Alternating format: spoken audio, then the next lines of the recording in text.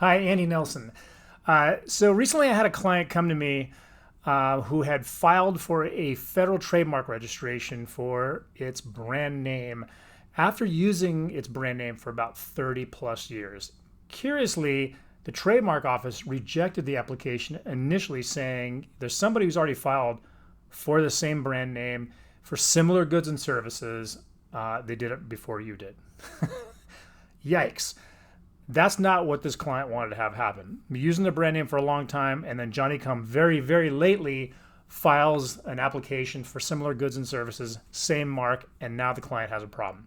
Now the client is going to be able to get rid or oust that other application, but it's going to cost a lot more money because the client didn't already have a registration.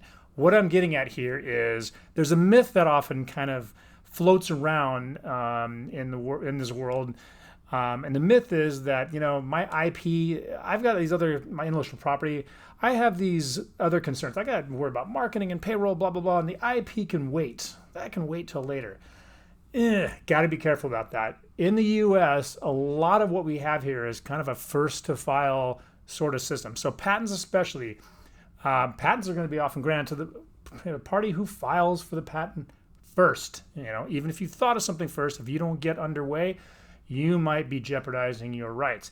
Trademark, kind of the same in this sense. In this case, this example I just gave you, priority is key. So if I've been using something longer than someone else, I'm likely going to have superior rights. But somebody jumps me and registers a mark first, I'm probably going to be able to oust them, but I'm going to spend more money doing it. It's not as simple as saying, hi, I was here first. Please get rid of this other application. There's some work to be done, and that means dollars to be spent. So what I'm conveying is you don't want to just wait around and get to stuff later when you're in kind of this first to file kind of system.